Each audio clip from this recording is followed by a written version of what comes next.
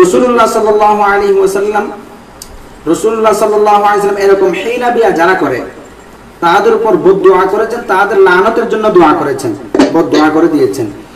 অর্থাৎ প্রথম স্বামী স্ত্রীকে তালাক দেওয়ার পরে যদি সে বুক করার জন্য স্ত্রীকে আবার গ্রহণ করার জন্য দ্বিতীয় স্বামীকে সে যদি বলে আমার স্ত্রীকে তুমি বিয়ে করো, তুমি কিছুদিন থাকার পর, তোমার কাছে কিছুদিন থাকার পর আমার স্ত্রীকে আমার কাছে ফিরিয়ে দিও, এটা যদি ওই ব্যক্তি জানে, তার অন্তরের মধ্যে থাকে, তাহলে এই মতাবস্থায় রাসূলুল্লাহ সাল্লাল্লাহু আলাইহি ওয়াসাল্লামের লানত তাদের উপর পড়বে, লানত তাদের উপর পড়বে। হ্যাঁ, যদি প্রথম স্বামী তালাক দেওয়ার পরে এই স্ত্রীটি দ্বিতীয় যে স্বামীর কাছে গিয়েছে, ওই স্বামী যদি তার অন্তরে দয়া পরবশ হয়ে স্ত্রীকে যদি তালাক দিয়ে দেয়, এখানে কোনো দ্বিমত নেই, তালাকটা অবশ্যই পড়ে যাবে।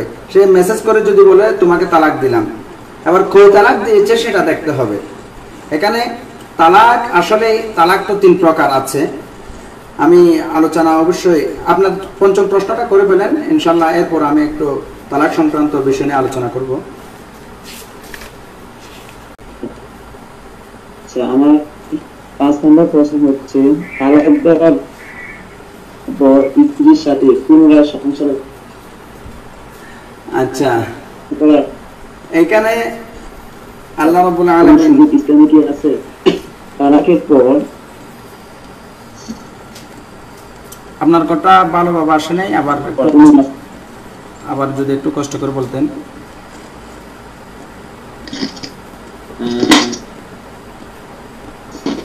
তালাক দেওয়ার পর স্ত্রীর সাথে পুনরায় সংসার করার কোন সুযোগ ইসলামে কি আছে? আসলে তালাক দেওয়ার পর স্ত্রীর সাথে সংসার করার কোনো সুযোগ ইসলামে নেই, কিন্তু আল্লাহ রাব্বুল আলামিন একটি মাধ্যম রেখেছে।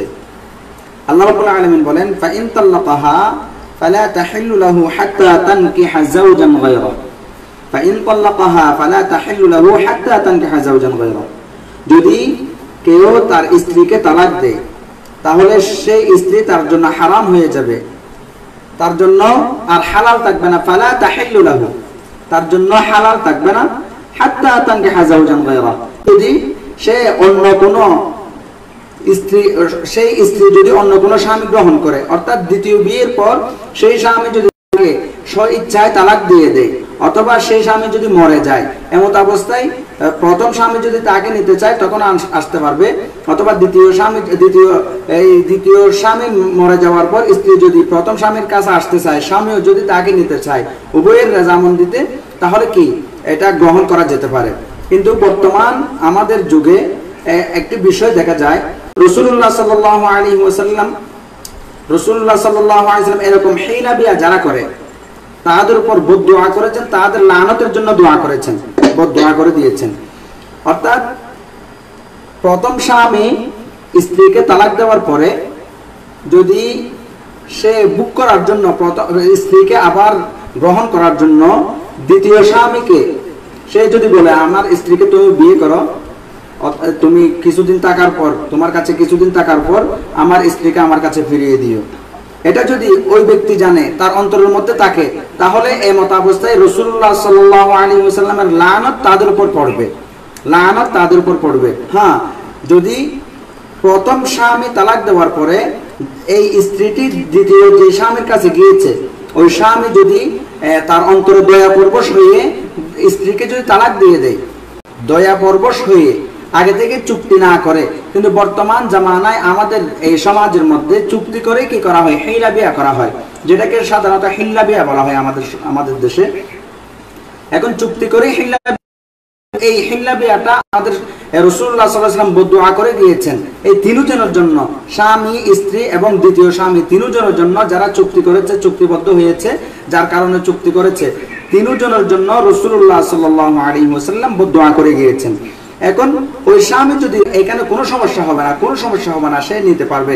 অথবা স্ত্রী যদি দ্বিতীয় স্বামীর কাছে গিয়ে দ্বিতীয় স্বামীকে বলে আমার প্রথম স্বামী ভুল করেছে, আমি আপনার কাছে থাকতে মন চাইতেছে না, আমার প্রথম স্বামীর কাছেই যেতে চাই, আপনি আমাকে তালাক দিয়ে দিন, তাহলে ওই স্বামী যদি তালাক দিয়ে দেয় এমত অবস্থায় আসতে পারবে।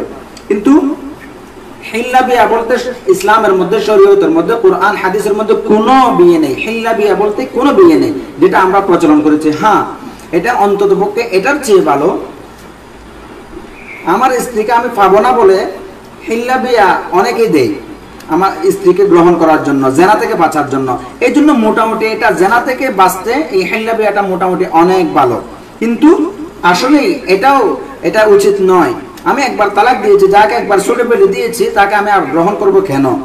তারপরেও যদি করতে হয় তাহলে আমার তকদিরের মধ্যে যেটা আছে সেটাই হবে। আরেকজন স্বামী যদি মরে যায় অথবা সে যদি তালাক দেয় তাহলেই গ্রহণ করব, এর আগে কেন করব?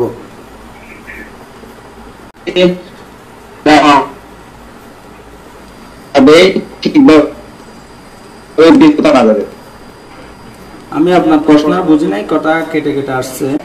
তখন পুনরায় মৌখিক মানে বিবাহ ছাড়াই স্ত্রীকে মৌখিক কিভাবে আনা যাবে, যতটুকু আমি জানি। তো আপনি যদি একটু উপকৃত করতেন আমাকে।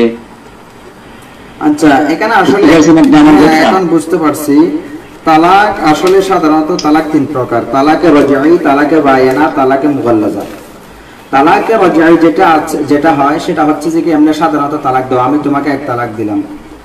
তখন ইদ্যতের ভিতরে যদি রাজামন্দি হোক, রাজি খুশির মাধ্যমে হোক বা রাজি খুশি ছাড়া হোক, একে অপর যদি স্বামী স্ত্রীর মতো তাদের সম্পর্কটা রাখে, অর্থাৎ স্ত্রীকে কাছে নিয়ে আসলো, যে কোনো একটা মাধ্যমে তাকে একটু আদর করলো, সোহাগ করলো, যে কোনো মাধ্যমে আগের মতো ফিরিয়ে নিয়ে আসে ইদ্যতের আগে।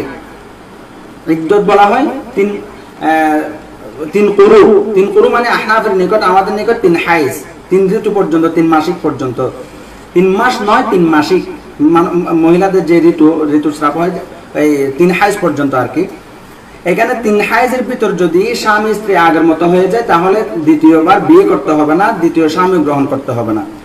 ও যদি এরপর আবার তালাক দেয়, আরেক মৌখিক ভাবে নিয়ে আসতে পারবে। হ্যাঁ, মৌখিক ভাবে নিয়ে আসতে পারবে। তালাকের রজাই যদি হয়, শুধুমাত্র তালাক বলেছে, এখানে বায়ানাও বলে না, অন্য কিছু বলে নাই। তোমাকে আমি এক তালাক দিলাম, তার মানে এটা তালাকের রজাই। তাহলে তালাকে বায়ানা বলা হয়। এক তালাককেও তালাকে বায়ানা বলা হবে।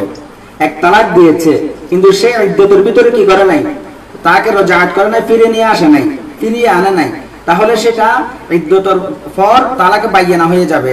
তখন আবার নেকাহ করে, তাদের মধ্যে আবার নেকাহ করা আকদ করে আবার নিয়ে আসতে হবে, দ্বিতীয় স্বামী গ্রহণ করতে হবে না। ঠিক তদ্রুপ যদি কেউ 2 তালাক দেয়, এক তালাক দিয়েছে আবার দিয়েছে আরেক তালাক। আমার কথা বুঝতেছেন? হ্যাঁ, তালাকে বায়ানা যখন হয়ে যাবে তখন দ্বিতীয় স্বামী গ্রহণ করতে হবে না। তালাকে বায়ানা যদি হয় তাহলে দ্বিতীয় স্বামী গ্রহণ করতে হবে না। তালাকে বায়ানা হলে নতুন ভাবে আকদ করতে হবে।